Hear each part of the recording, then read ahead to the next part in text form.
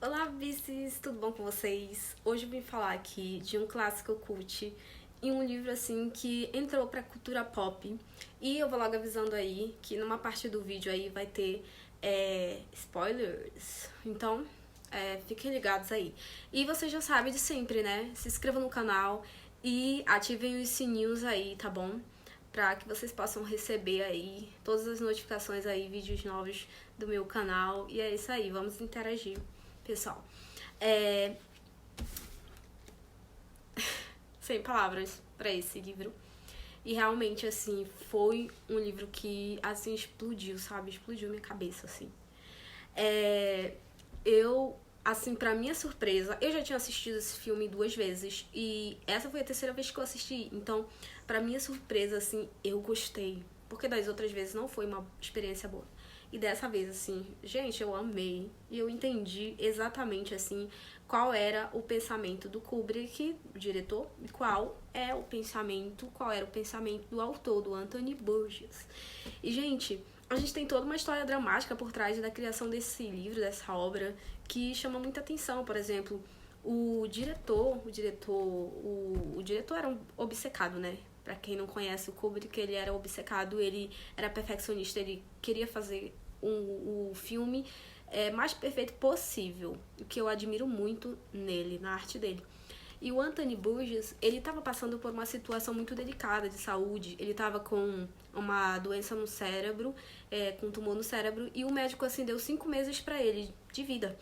E aí ele falou, não, eu não preciso, eu preciso deixar a minha esposa amparada. Então eu vou agora escrever o melhor livro da minha vida para que minha mulher tenha pelo menos com que se sustentar, né? Depois que eu partir dessa para melhor.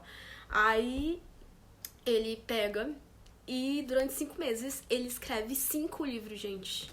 5 livros. E dentre um deles é o Laranja Mecânica. E ele escreveu Laranja Mecânica em 5 semanas, gente. Coisa de louco, né? Então, engraçado é que se passou um tempo depois e ele não morreu. Ele viveu muito mais tempo ainda. Ele viveu ainda pelo menos 40 anos ainda. E viu o sucesso, assim, estrondoso do livro. E ganhou muito dinheiro e fama por causa dessa história. Então, do que se trata o livro? Bom, o livro ele vai tratar da vida do Alex, que é um jovem de 18 anos, que vive ali na década de 60, e ele tem uma gangue que tem uma linguagem chamada Nadsat. E aqui atrás do livro também tem um glossário que até traz todos os significados desses termos que a gangue dele usa. E assim, é uma coisa muito louca, porque o autor realmente deve ter tido muito trabalho em criar essa linguagem. Então, ter feito uma pesquisa muito longa ali, porque ele misturou várias gírias ali, de linguagens até diferentes, de línguas diferentes. Então, com certeza, deu muito trabalho. Então, gente, o Alex é um jovem que ele ama Beethoven, assim, ama demais. E ele é daqueles que tá lá cometendo uma violência e ao som de Beethoven ali atrás, né? Trilha sonora de Beethoven. E, assim, ele é um cara muito ruim, muito violento.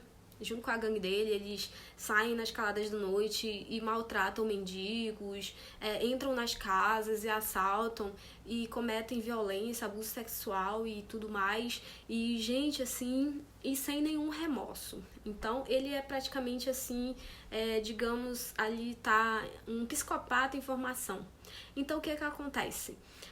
Ele é levado para um local onde ele vai passar, é como se fosse um presídio, onde ele vai passar por um tratamento psicológico bem severo, um tratamento chamado Ludovico.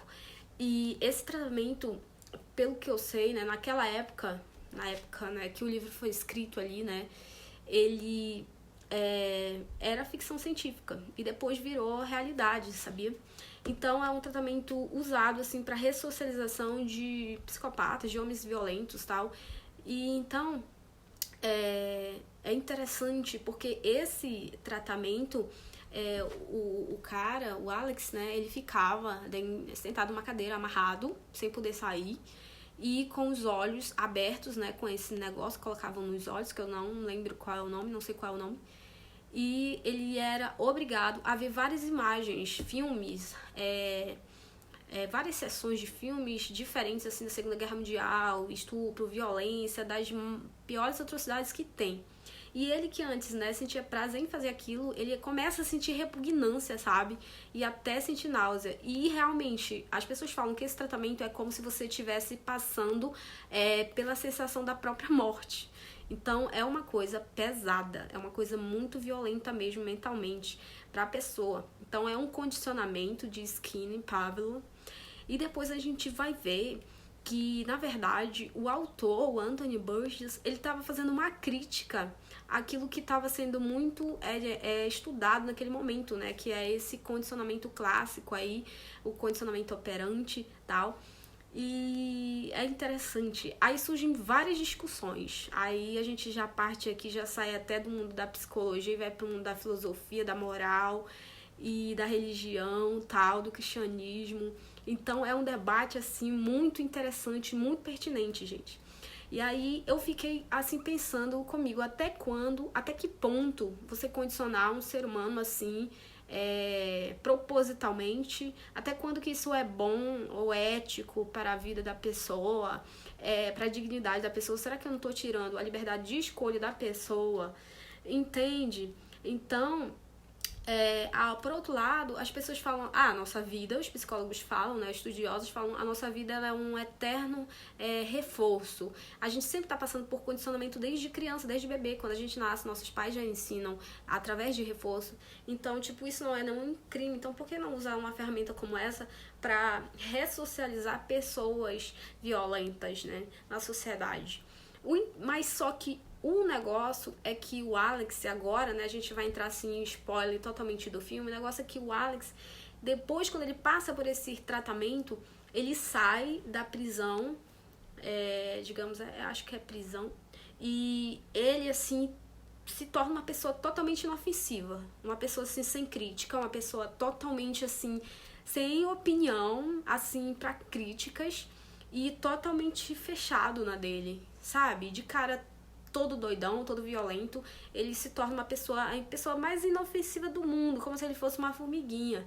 Então, ele não consegue mais agir diante da sociedade com violência, de nenhum tipo, nem falar, ele tem repugnância com qualquer tipo de violência.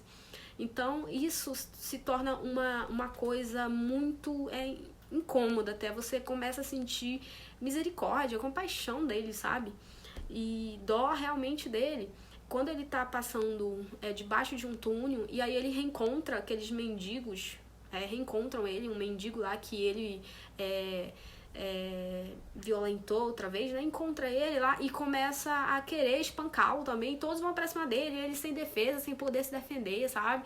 E aí entra a questão moral, né? Porque no filme tem um padre, se eu não me engano, eu acho que é um padre lá cristão, e ele fala assim, isso vocês não estão dando dignidade para ele como ser humano, vocês estão tirando a liberdade de escolha dele. E todo ser humano foi criado com liberdade de escolha porque Deus criou assim os seres humanos para eles serem livres para escolher o que eles quiserem da vida. Então eu não acho isso justo o que vocês estão fazendo. Isso não é um tratamento psicológico bom, sabe, para a vida da pessoa. E aí a gente vai entrar nesse campo da filosofia, né, de Nietzsche, uma coisa toda existencialista, tal, coisa moral, né, uma situação, toda essa situação. E aí é muito interessante tudo isso, que foi muito bem pontuado no filme pelo Kubrick, ele deixou isso bem claro. E aí também outra coisa, por trás, né, da história toda, o Anthony Burgess, por que ele quis passar essa violência toda nesse livro? Ele estava fazendo uma crítica à ultraviolência da época que imperava. A segunda esposa dele estava grávida e ela sofreu um estupro. Ela passou por um abuso sexual e aí ela perdeu o filho deles. Então isso tudo assim incomodava muito ele era muito perturbado por essas lembranças, então ele escreveu esse livro justamente para retratar sobre esse assunto, que é um assunto muito pesado, né? Então, sem dúvida, o livro também se tornaria muito pesado, seria muito pesado também de você falar abordar num assunto como esse. Então, por isso mesmo que é assim, já é uma coisa repugnante pra mim, assim. Eu acho que é mais também pela forma como foi passado no filme, que se tornou muito pesado. Mas sem dúvida é um clássico, assim, é um clássico cult, Laranja Mecânica. Então aí, de onde que vem? Aí já dá pra gente ter uma ideia por que Laranja Mecânica, né? Mecânico é tudo aquilo que age no automático, no robótico. Então todo condicionamento ele tende a mudar um comportamento que a gente não quer, né, que a pessoa tenha. E aí a pessoa vai agir totalmente ao contrário àquele comportamento. Mas aí isso geralmente acontece com as crianças mais facilmente, com adolescentes, mas também a gente pode fazer com adultos, com pessoas de qualquer idade. Então a gente já vem, já entende, aí já compreende um pouco desse nome. Eu não entendia, eu não sabia nada desse significado. Por que Laranja Mecânica? Eu não sabia, confesso que eu não sabia, era muito leiga mesmo nesse assunto. Eu não tinha maturidade para ler esse livro ou para assistir o filme na época que eu assisti. Agora, com mais maturidade, eu entendi totalmente essa história. E assim, é uma história maravilhosa, assim, é uma história cheia de crítica por trás e coisas mesmo pra gente pensar, né? Até que ponto que é ético você condicionar uma pessoa a ter tal tipo de comportamento, tal? Ou será que não é melhor deixar as pessoas serem livres e escolherem o que elas querem da vida? E ao mesmo tempo, quando a gente deixa as pessoas muito livres também para elas escolherem o que elas querem fazer da vida, isso também pode trazer uma ultraviolência, isso também pode ser muito ruim para a sociedade em geral. Por isso que falam, né, que um mundo sem Deus é um mundo do caos, porque Deus é meio que como se ele fosse o parâmetro ali entre o bem e o mal, então pra gente não perder essa linha. Então aí fica uma forte indicação para vocês desse livraço aqui. E até o próximo vídeo. Tchau, gente. Espero que vocês tenham gostado. Beijos.